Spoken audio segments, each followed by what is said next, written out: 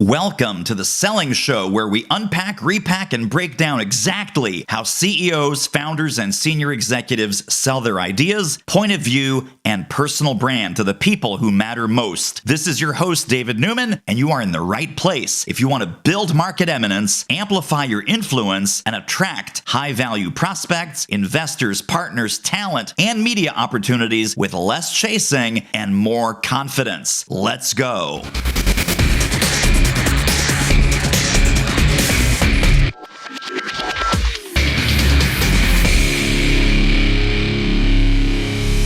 Sara Murray, SaraMurray.com, the woman, the myth, the legend.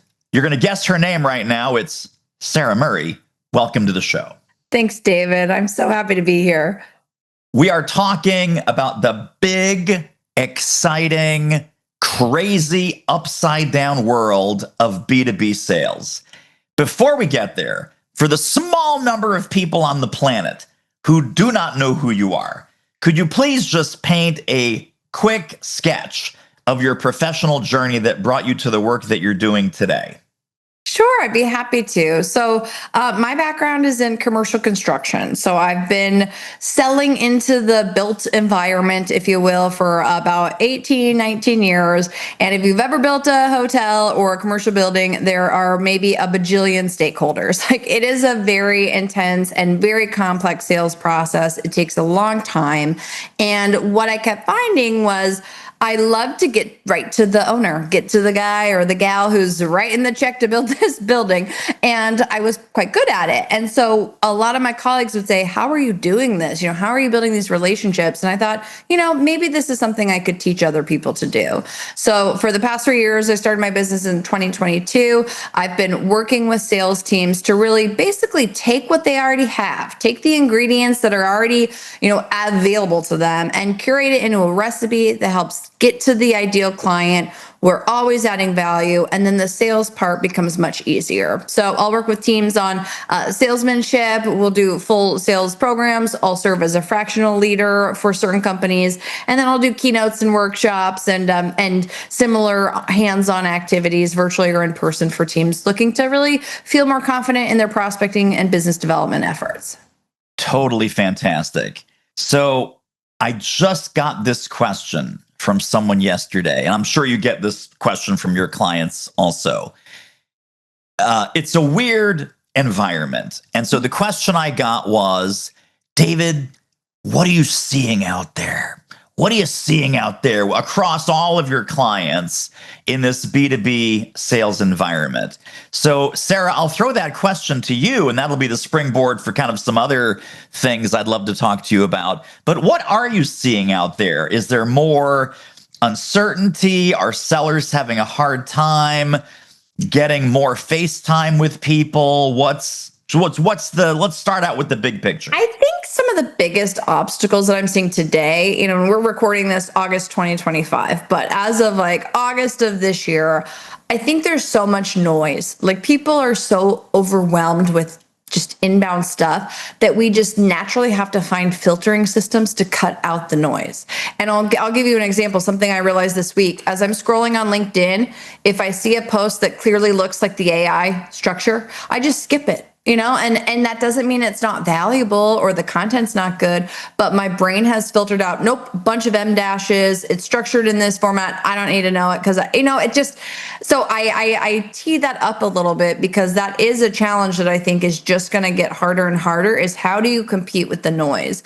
And I feel very fortunate, and I'm sure your business is the same way, David, where a lot of what I teach is how to get to the human and how to build the human relationship. And I think the biggest recipe for success selling in today's environment and beyond is whoever can get to the human first and stand up from the noise. That's who's going to be successful in their salesmanship and their business development efforts. I totally and completely agree. Are you fine? So I guess there's two layers to my "what are you seeing out there" question. That's I love that macro layer of human connection, human relationship. First one to get to the human wins. As far as my business, your business, etc., what are you seeing with your clients and your prospects with their willingness to invest in sales training, sales performance improvement, things like that? Things have been great for me. And it's funny because when I first started, I actually started my business before ChatGPT was a thing. And at the beginning, I would go out to VPs of sales. I'm like, I'm going to teach your team how to build relationships. And that was sort of a soft skill that wasn't easily quantifiable. And at the beginning, it was really hard for me to get traction. And now all of a sudden, because of some of these things that have popped up, they are challenges, but they are also opportunities. And I think that's one of the things where if we are all collectively struggling with it, so are our clients.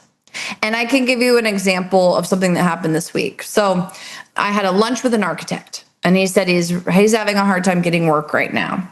And I'm in a position with a couple of my different clients where I can add value to him to help differentiate him and put him up in a position where he's coming up in AI search results. And this is something that's coming up in the last couple of weeks. So, as I share these examples, they may not be fully baked because it's not fully baked, but right. One of the things that I'm doing with one of my clients is we're developing a series where we're interviewing prospective clients and putting it out on our YouTube channel, our newsletter, etc. So we've been doing this very intentionally since May of this year. Now that particular client has had 3 inbound leads that have converted to dollars, sales. So they've inbound lead converts to a sale, and it has all been from us pulling up in the ChatGPT results from that content that we're building.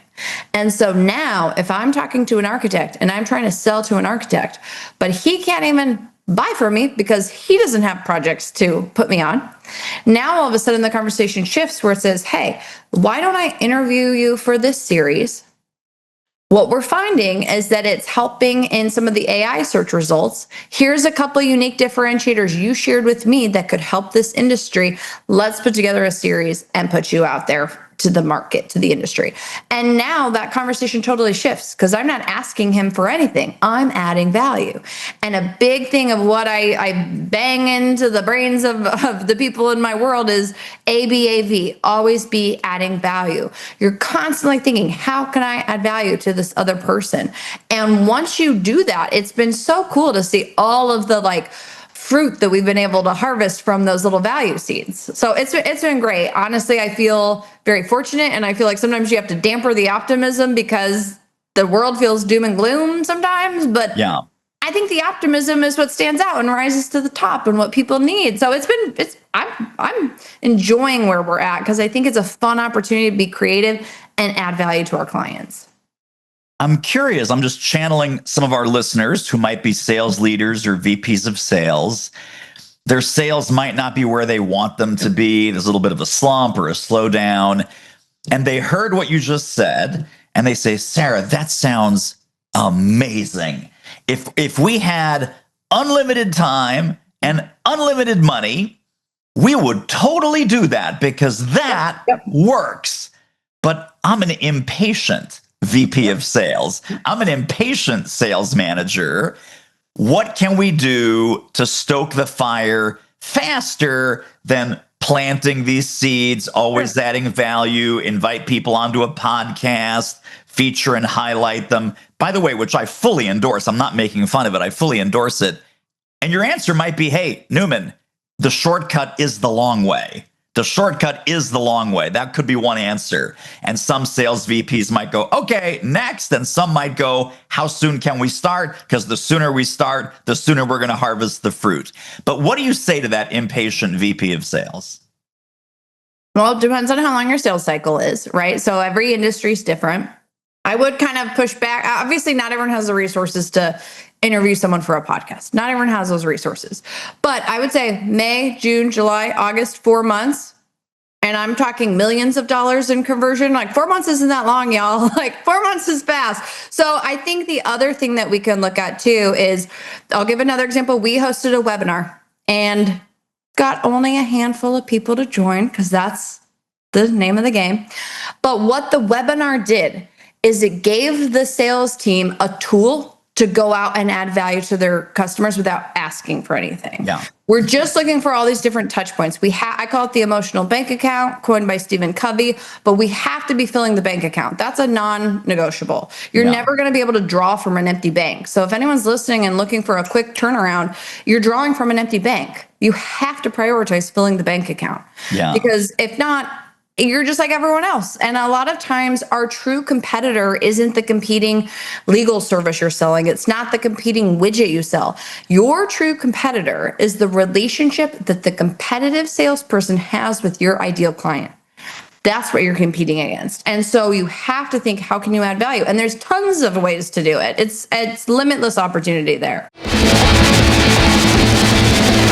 Hey now, what a great episode, right? Are you ready to build your own Market Eminence game plan using the power of speaking, publishing, and podcasting? Book a chat with me to build your plan and see if and how I might help you further. The link is doitmarketing.com/call. No sales team, no pressure, no goofballs, just you and me having a CEO to CEO chat about what's possible for you and your company. Hop on with me, doitmarketing.com/call. And now, let's jump right back into the interview.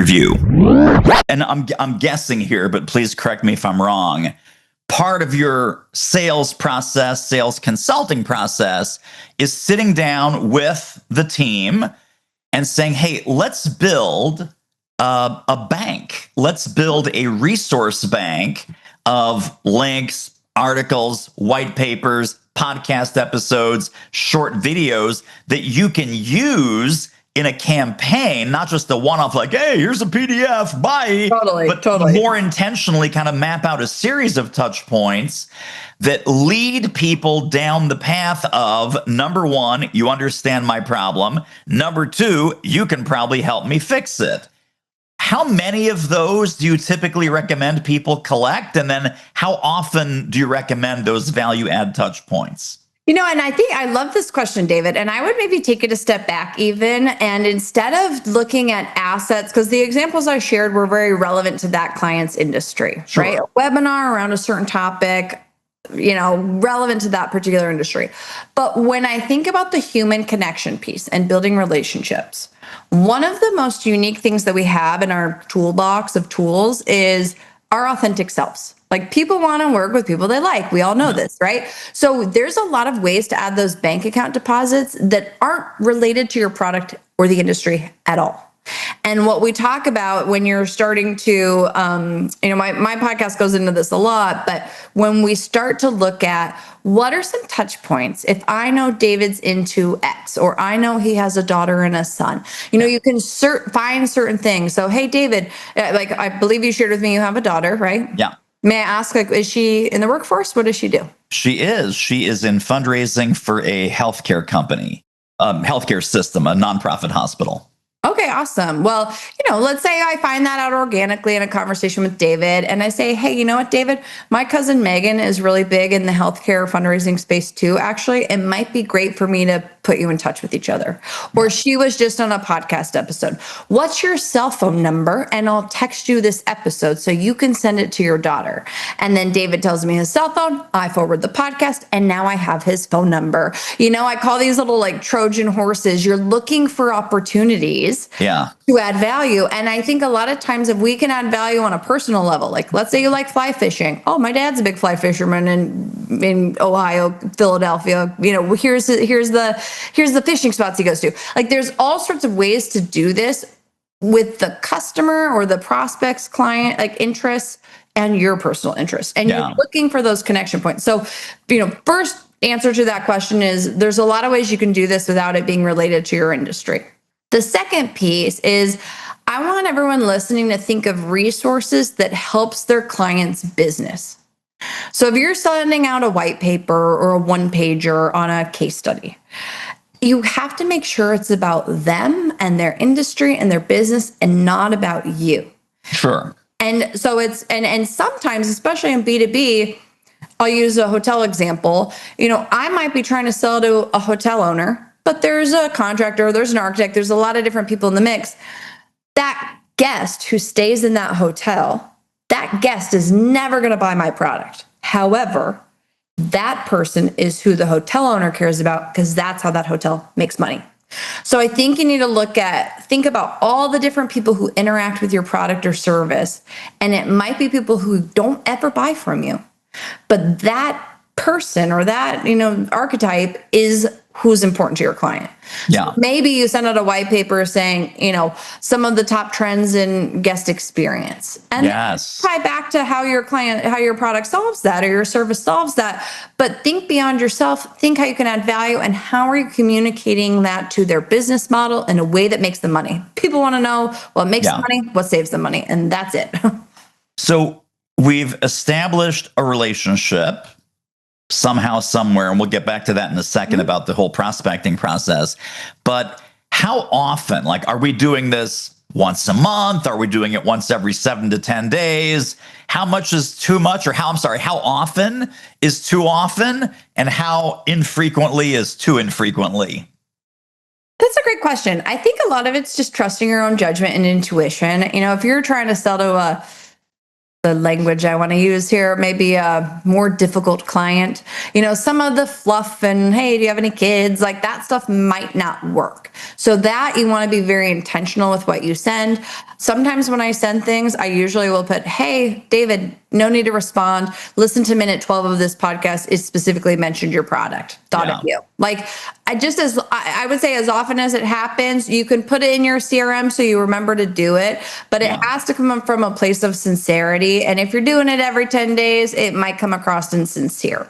So I would just say, use your best judgment. I think monthly or quarterly touch base is fine if it's a longer sales process. Yeah. But the goal is to stay top of mind without asking for anything.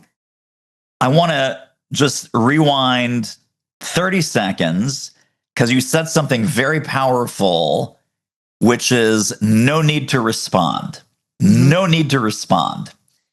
And now, what do salespeople really get frustrated by? They're sending all these resources. They're being so helpful. They're being so valuable. It's like, Sara, no one's responding to me. It's like, well, number one, were you expecting a response? Because you shouldn't be, right? When you send a gift, right? Bingo. It's nice to get a thank you, but probably 80% of the time, you're not going to get a handwritten thank you note, right? You're sending the gift. Now, to prove that what you're talking about works, and I have many examples, but one specifically, one of my clients, they're counting. Not all of my clients count, but this one guy was very meticulous. And it was touch point, resource, send a book in the mail, not his book, but some book that he was reading that he thought that the executive would get some value from. Not a peep, 14 touch points in a row. No thank you text, no thank you email, no acknowledgement of any kind. Touch point 15, the guy makes an $80,000 sale. Boom. I love it. So, and this is also true, by the way, on LinkedIn. So people say, well, no one's commenting or liking my stuff on LinkedIn. Executives, there's research on this. Executives will read, they will lurk, and they will never like, and they will never read a comment, but they'll remember that really smart article came from you. They might even share it and not like and not comment, and you will never know. So let's say that you have another touch point. Let's say you send a LinkedIn article that is directly relevant to your prospect. Wouldn't it be amazing if the prospect said, oh, Sara, it's so funny. I saw that article of yours last week and I forwarded it to 3 people on my team already. But it had no likes. It had no comments. So I think there's an element of building a pipeline where the pipeline has enough quality and quantity that you're not needy. You're not needy of a thank you. You're not needy of a like or a comment or some external validation. You just know, hey, I've got these 30 people in my pipeline. I know my sales process. I know I'm selling into a very high value sale. Like you said, 6-figure, 7-figure type of deals. We're not selling widgets here. We're not selling candy bars.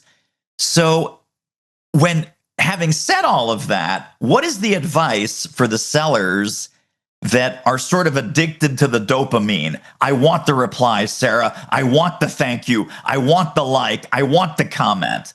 How do you shift their thinking from that immediate dopamine hit of validation?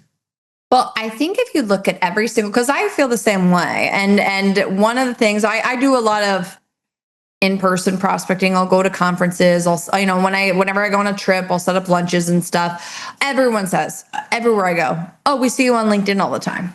And at the beginning, it was like, "Well, why the heck don't you like any of my stuff?" But I realized that it doesn't matter if they like it or not, because I'm in their feed all the time and I'm positioning myself as a resource and an expert. And if you shift your mindset into ABAV, always be adding value, you just get into this habit where it doesn't matter on the validation side, because the validation comes when you hear of, six-figure deals closing because of an idea you did 3 months ago. You have to be filling the bank. And I think the patience, it is a long game for sure. But when you get to the end, I think one of the reasons why when I first started my business, I was having a hard time articulating the value of the relationship in the front end. It doesn't become a problem until the end of the sales cycle when you're competing on price. And if you did it right on the front, then the back end, price cutting, competing with, last minute people coming out of the woodwork, that just doesn't happen. Why wouldn't I work with Sara? She knows everything about me. She constantly adds value to my business and my personal life. It becomes a no-brainer to work with you, but it takes intentionality and it takes sincerity. And so if you're putting a post out on LinkedIn because you want likes, then you're doing it for you. You're not doing it for them. And it's not a value add. So I think I totally empathize with that, because I feel it too. But I've had enough things on the back end really help. And I actually got a comment from an old coworker a while ago, a direct message saying, "Hey, Sara, he never has liked any of my stuff." And honestly, I think people don't like things because they don't want the constant notifications that other people liked or commented on that post. I True. think that's why they don't do it. So I don't take it personal, because they just don't want the notifications. I get it. But this guy sends me a note and he says, "I just want you to know my LinkedIn feed is so depressing, and everything you post is optimistic and makes me smile, and just thank you." And then 6 months later, I have an opportunity to work with that company, and that particular guy is leading that particular team that I want to sell to. Yeah. So it always comes back to you, but you have to do it from a place of service and not from what can I get out of this. And that's what most sellers do, get it wrong. Holy smokes, so much value in this episode. Listen, if you are loving what you're hearing, feel free to download, subscribe, tell a friend, leave a review on Apple Podcasts or wherever you're listening to The Selling Show. Now, back to the interview. I'm curious, let's talk about prospecting and new business, new relationship development. You already kind of hinted at one thing. It's like, well, I go to conferences, I show up where my prospects show up. For folks that are either, and it's famous, I suppose, in corporate B2B sales, corporate salespeople hate prospecting. They have to do it, but they'd rather do anything else. So how do we overcome this aversion? And maybe we don't use the word prospecting. Maybe it's opening a new relationship. Maybe it is, expanding your network. You call it whatever you want other than prospecting, but folks, it's prospecting. What do you tell your reluctant prospectors? How should they get started? I think a big piece to this is we are just bogged down by workload, right? So first is carving out time to do it. And I'm guilty of this too, but you need to think through, how much time did you put in to finding new business? Because you might be so busy right now, but when that business dries up, the well is empty because you didn't fill the funnel. Yeah. So it needs to be something we do. And it's challenging. Don't get me wrong. My podcast had a little bit of a hiatus because I got so busy, but I get business from my podcast. So it's like, I need to make sure I'm being intentional about doing that. So just being mindful of your time. I think one thing that really helps me, I teach it in my workshops, is building some type of external accountability for yourself. And this is what's really challenging. So I will put a date out in the future to execute something. And I'll give an example. Maybe let's say you want to do a LinkedIn Live show around a certain topic you're an expert at, and maybe you invite a prospect to be your guest on it. So it gives you an opportunity to meet that person. Maybe not. Maybe you just do it on your own. But let's say, okay, today is August 21st, September 30th, I'm going to do a LinkedIn Live event. So now I have to do all those steps. So you work backwards. You give yourself that external accountability, work backwards to get it done, get the guest, get the artwork, schedule the thing, test it maybe. But then on September 30th rolls around, you have to do that event. What I like about this is now you have a runway of time to gift that opportunity to your client base. Hey, no need to respond, but I'm doing this live thing on the 30th. I thought you'd find it interesting, sending it along. Share with your team if it's helpful. But now it gives you that, it forces you to get it done, but it also gives you an asset that you can go add value to your prospect base. So that's one path forward. Another thing that's been really, really valuable, it does take some time to think through it, and it's around content. But if you're an expert in your field, I'll share an example with you. I'm doing an event, a keynote in November around ways that hotel properties can position their property to win B2B and B2C business. Yeah. So now I have this out in November. But what I get to do between now and November is reach out to all these different hoteliers that I want to meet and interview them for my keynote presentation. Oh, yes. And it is the best Trojan horse. I was just in Monaco and met with the Hotel de Paris, the general manager of this amazing presentation story that I get to include in my presentation. But now it's expanding my network. I have contacts in Monaco now. I look like I'm more elevated because I had a picture on LinkedIn with the GM of the Hotel de Paris. So it's got all these other legs to it. And so if you look at any prospecting activity you do as all the different ways it can help your business, then the spend of time doesn't feel like such a black hole. But you can't just be sending emails asking for meetings. You have to be adding value. You have to be finding connection points. That's what's going to be what differentiate your outreach to your prospects. So this is an association where you're doing the interviews for the keynote. Correct. Yeah, this particular group is a group of inns and hoteliers in a part of the country. Perfect. Yeah. And you're interviewing members? You're interviewing board members? Who is it that's on your invitation list? This particular asset, I'm interviewing hotel general managers, directors of design, all sorts of different. But these are board members of the association? For my interviews, I'm meeting with properties directly who I want to work with. The attendees are people who run hotels. Right. Yeah.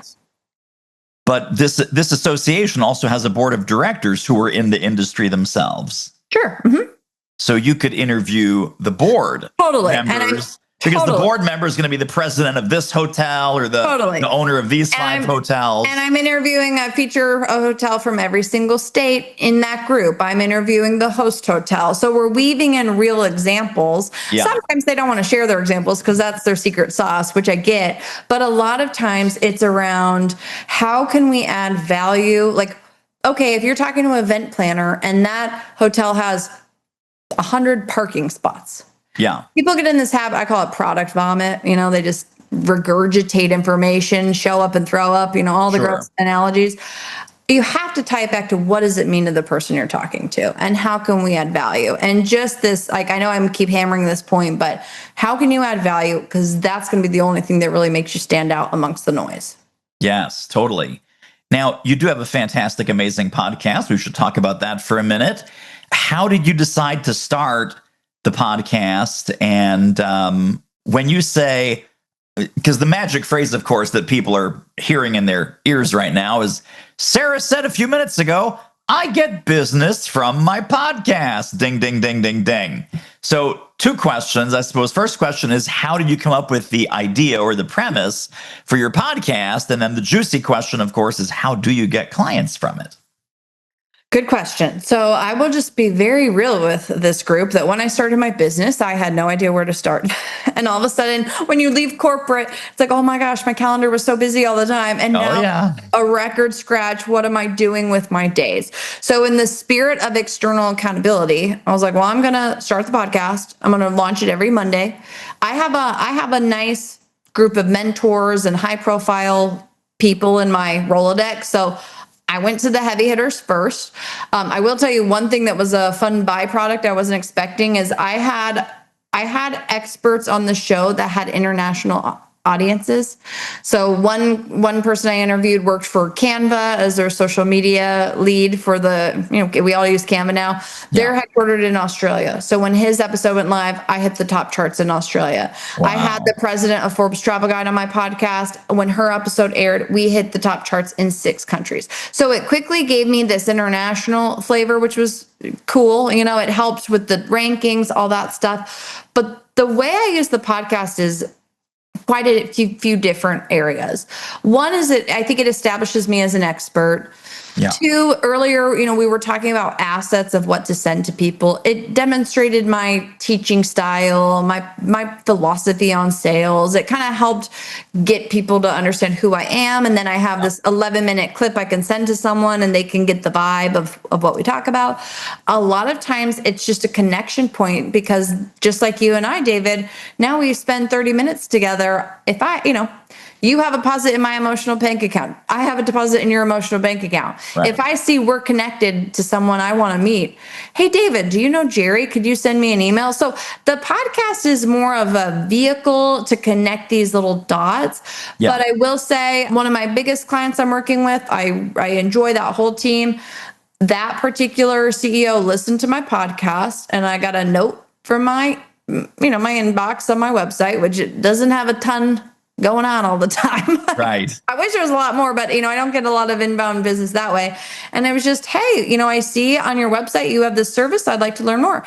And we had a lot of shared connections. I just assumed someone in my network gave him my contact info.